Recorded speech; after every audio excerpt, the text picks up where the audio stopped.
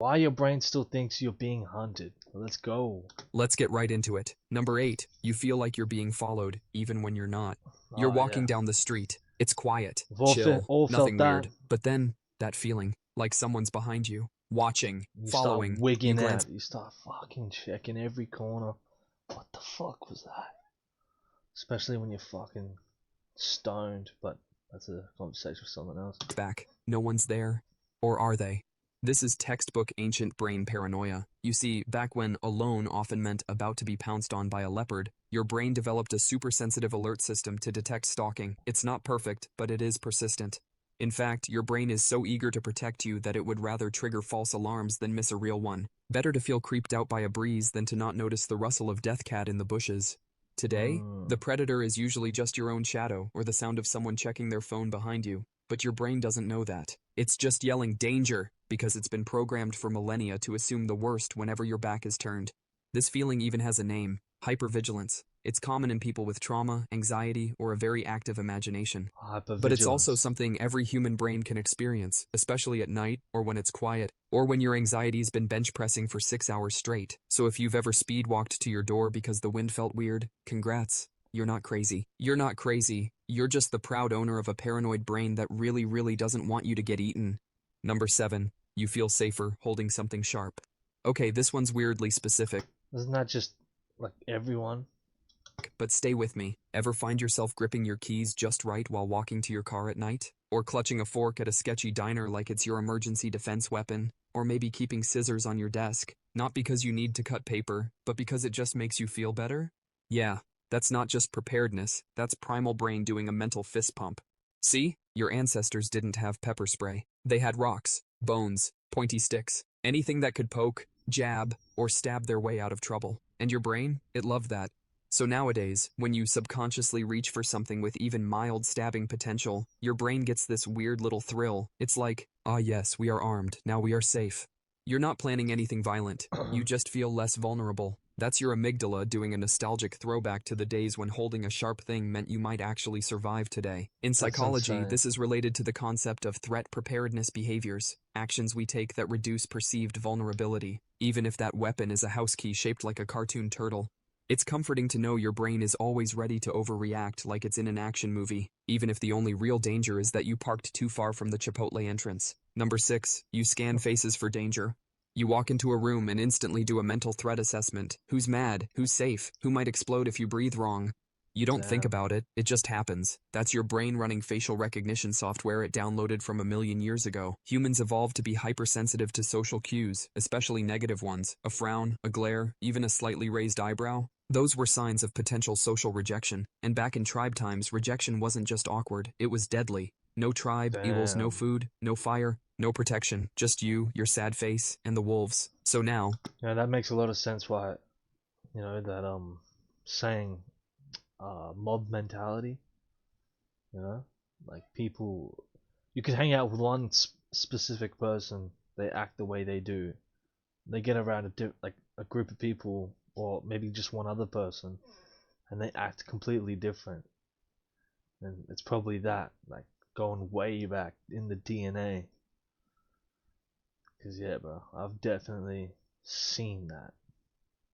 I probably do it too to some degree, but some people they do it bad. even in modern society, your brain still treats disapproval like a life-threatening event. You get a minor scolding from your boss, and your body reacts like you've been exiled into the wilderness. This tendency gets cranked to 11 if you've got anxiety or trauma in your past. Your brain becomes a full-time emotion detective, scanning Another thing, it's crazy how that like the thought of something can sometimes be way worse than the actual thing itself. Like that's pretty much life in general.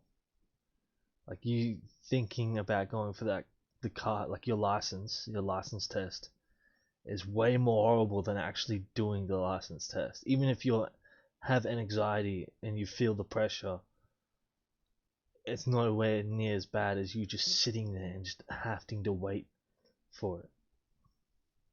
micro-expressions like your life depends on it, because once upon a time, it did. So yes, your people-pleasing instincts might just be ancient survival impulses wearing business casual. Number 5, you wake up already in fight mode.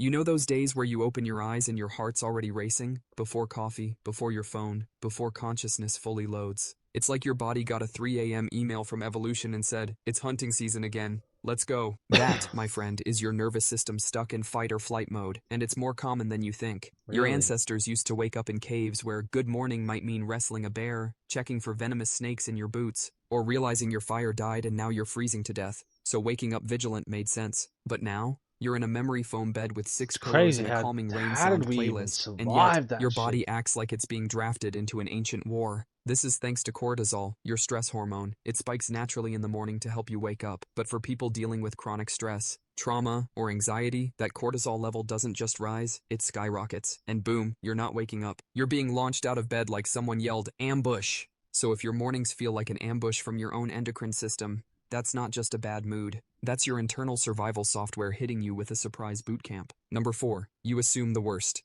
Immediately. You hear a creak upstairs. Your brain goes, "That's a murderer, obviously." A loved one is 5 minutes late. They're dead, or kidnapped, or both. You have a weird True. pain in your side. This is how it ends. Goodbye, pancreas. This isn't just anxiety. This is your brain running on pure, unfiltered threat mode, and it's doing exactly what it evolved to do: predict danger, assume the worst, and freak out before anything bad actually happens. See, Freak out before anything bad actually happens. Straight up. That is me to a tease. Not gonna lie. prehistoric survival wasn't about being right. It was about being alive. And the humans who erred on the side of panic now, confirm later, were the ones who didn't get eaten by that vaguely rustling bush. Modern you? You still inherited that exact code, except now the predator is your unread email, a weird rash, or the fact that someone said sure instead of okay in a text. This is called That's the negativity. other thing that drives me insane. Like, that fear of an anxiety that you may feel, or stress from your workplace. The only time you would feel that from back in the day is if you were chased down or being hunted by a predator, or if you were looking for food and you were worried like where the next source of food is coming from. Other than that, it was pretty much free game. Like, you're telling me like you can get in trouble with your boss or accidentally do something wrong, and then your brain triggers that feeling of being hunted by a predator. And like that's why they say stress kills, bro, because stress is definitely not healthy for you. Yeah, fuck. Bias, and it's one of your brain's oldest survival tools. It's why you remember that one embarrassing moment from 5th grade but not your Oh, last 5 bro. compliments. Your mind holds Tell on me to about it, man. I'm sorry I'm pausing, but I will just be in the shower sometimes, just doing my own thing, la di da di da, and I'll just have that one thought click in, and I'll just start going, fuck! Start just, oh, bro. Even if I'm like at work or something, or in the gym, especially if I have music in my ears, and I'm just, going ham, doing whatever, and I'm minding my own business, and then one particular song brings about a feeling or a memory, and I remember where I did something, and I'm just there like, oh, fuck, like, people look at you like, oh, what's wrong? Oh, nothing, nothing, oh, yeah, fuck. threats like they're made of Velcro and lets go of reassurance like it's covered in Teflon. So yeah, if you always imagine the worst case scenario before the facts are even in, you're not being dramatic. You're being evolutionarily consistent. You're just doing Sabretooth era thinking in a world of parking tickets and passive-aggressive emails. Number 3, you Passive always sit facing the aggressive. door. You're at a restaurant, everyone's chatting, scanning menus, living their lives, but you're doing geometry with the furniture to make absolutely sure you get the Geometry seat that with faces the the door. furniture. Because nothing ruins a night out like the vague, primal panic of having your back exposed. In caveman logic, that was basically the equivalent of duct taping a "please eat me" sign to your spine. This is called hypervigilance, and it's your brain's leftover survival app. It makes you track exits, scan for threats, and assess the vibe like your Secret Service at brunch. And sure, maybe you've never fought a lion, or even a mildly angry raccoon, but that doesn't matter. Your ancient brain is still clocking potential escape routes like you're in a heist movie. Even weirder? True. If someone blocks your view of the exit or sits behind you, your nervous system starts buzzing like a trapped fly. It's not conscious, it's not logical, but it feels real, because for your inner caveman it is. So if you're one of those people who insists on the booth facing the room, don't worry, you're It's not interesting. dramatic. You're We're just all operating 200,000 as years behind cavemen, on a but software just in update. modern day. Number 2, you can't relax in open spaces. You're in a giant parking lot, or an empty field, or walking across a wide, echoey plaza that was clearly designed by someone who hates shade and joy. And for some reason you feel wrong, exposed, uncomfortable, like a spotlight is on you, even though no one's there.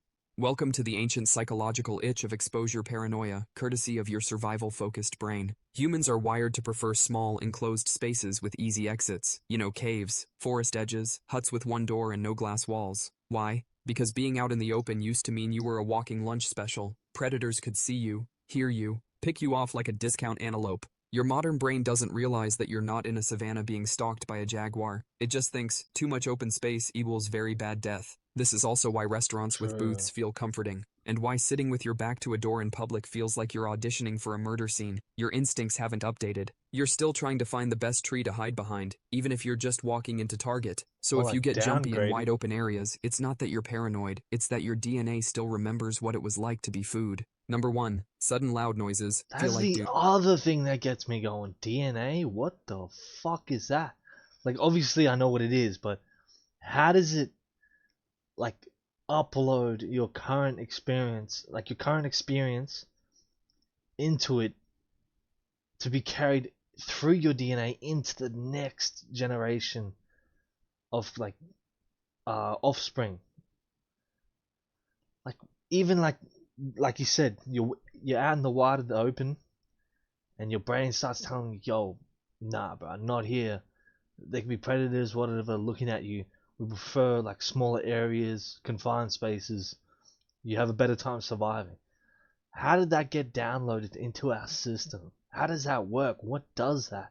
Is that the unconscious brain? And like, oh, bro, I just, stuff like that fascinates me. I do not have the intelligence to understand it to some degree, obviously, but yeah. So you're sitting there, minding your own business, sipping some lukewarm coffee that you're pretending to enjoy, and then, bang, a door slams, a car backfires, a plate drops. Your entire nervous system short circuits like someone just hit a fire alarm inside your chest. Your heart is pounding, your ears are ringing, your eyes are scanning the room like Jason Bourne on Red Bull, and all this from a noise. That, my friend, is your startle reflex, one of many ancient brain features gifted to you by your lizard-brained ancestors. Back in caveman time. Your lizard brain. That's the part of your brain that was there before like any other part of the brain. If I got that correctly. It's like the first survival parts of your brain. Times, this was useful. Loud noises meant one thing, something enormous with teeth and bad intentions was probably nearby. But now, you live in a modern apartment where the scariest predator is your neighbor reheating fish, and yet, your brain still acts like you're one squirrel sneeze away from being mauled by a saber tooth. This reaction is hardwired into your amygdala, the brain's very own panic button. When it detects something abrupt and unexpected, it launches a full-body DEFCON 1 without asking your permission. Your cortisol spikes, your muscles tense, you momentarily forget your name. All because Karen dropped her keys. Damn, bro. There you go. Why your brain still thinks it's being hunted. Have a good one.